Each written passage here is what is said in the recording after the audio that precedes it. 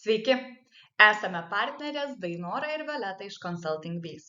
Mūsų įmonės misija – padėti verslams veiklas vykdyti kuo efektyviau. Siekiame, jog įmonės kurdamos ir integruodamos į veiklą savo strategijas priimtų ilgalaikius ir tvarius sprendimus, skatintų darbuotojų įsitraukimą, jų pasitenkinimą darbu. Šiandienos temai pasirinkau trumpai pristatyti procesinio valdymo iššūkius ir Agile metodiką pagrįstą procesų valdymo diegimą. Idealiame pasaulyje procesinio valdymo diegimą mes pradėtume nuo balto lapo.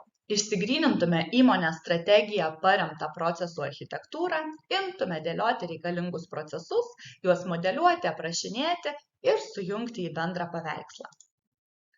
Greičiausiai taip nėra. Ir turime dešimtis, šimtus ar net tūkstančius dokumentų aprašančių įmonės veiklą. Dokumentai atsiranda pagal poreikį, pagal daromas klaidas, vis detalesni, išsamesni, kaip kur vienas dokumentas aprašo kitame jau minėtus procesų žingsnius ar procesus, galimai informacija net kartojasi, o kartais blogiau gali ir nesutapti. Pradėjus dirbti su procesų žemėlapiu mes kuriame verslo ir procesų architektūrą. Numatome, kaip skaidysime valdančias arba strateginės, pagrindinės, esminės ir stiprinančias arba palaikančias veiklas. Pagal tai labiausiai praktikoje pasiteisinęs metodas imsime grupuoti turimus dokumentus. Normalu, kad tik sudarius procesų architektūrą, kaip mes mėgstame sakyti, turime turinį savo knygai. Tai yra būsimam procesų žemėlapiui. Atsakingi už procesų valdymo diegimą pasimeta, dažnai jaučiasi taip, lyg nežino, nuo ko pradėti.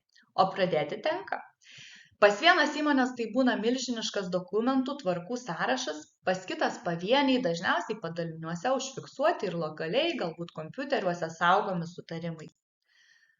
Toliau, naudojantis veiklos architektūrą, tai yra parengtų turinių, mūsų pirminių ir geriausių tam momentui sutarimu, dokumentams atrandame preliminarias vietas. Juos grupuojame, žymime persidengiančius. Oho, iš praktikos tikrai daugybė senų nebegaliojančių versijų buvo atrastos per šias inventorizacijas. Dar viena gera žinia, šiame etape mes imame geriau suprasti ir įsisavinti dokumentų lygmenis. Aukštą paveikslą ir procesų grupės, tai yra veiklos sritis, apibrėš aukšto lygmens dokumentai, tvarkos, gairės, politikos. Procesus aprašysime ir dokumentuosime į pagalbą pasitelkdami procesų schemas, detaliausiame lygmenyje instrukcija, aprašanti, kaip atliekamas vienas ar kitas proceso žingsnis. Bet iki viso to, kol atliksime dokumentų korekcijas, juos naujinsime pagal aiškią logiką, tai yra remsimės veiklos architektūrą, dar laukia ilgas kelias. Jei tvarkų turite daug, reikia pamatyti kiekvienos veiklos griaučius, o tada užpildyti trūkstamus dėlionės elementus. Suprasti, kurios veiklos architektūros dalys yra nepakankamai valdomos, kur neskiriamas reikalingas dėmesys, kur sunku identifikuoti veiklų savininkus, o galbūt tokių išvis neturime. Jau turint tokį aukšto lygmens paveikslą, galime leistis giliau. Šiame etape identifikuosime dokumentus, kur akivaizdžiai mūsų veikla, ar ji bus pagrindinė, stiprinanti ar strateginė, nebus padengta, nebus aprašyta. Identifikuosime kiekvienos srities procesų grandinėlės ir procesų krepšelius.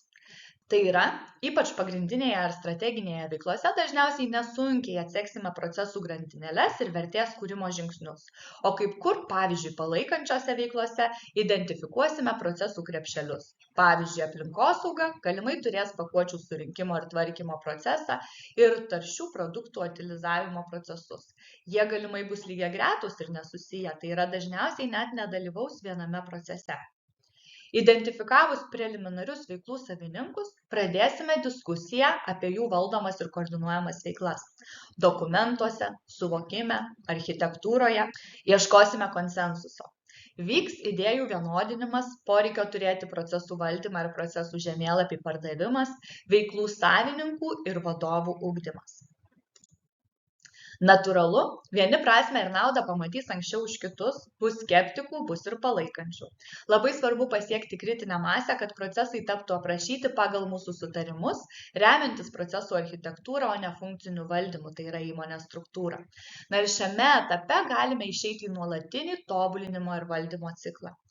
Turime daugiau mažiau, bet vienodą procesų matymą visos įmonės kontekste, galime lengvai įvesti naujus darbuotojus, atsiranda didesnis pamainumas ir lankstumas, pokyčiai ir patobulinimai tampa integruoti, sistemiški ir nepasimeta. Dar idealiau, jei procesų valdymui naudojate specializuotas sistemas.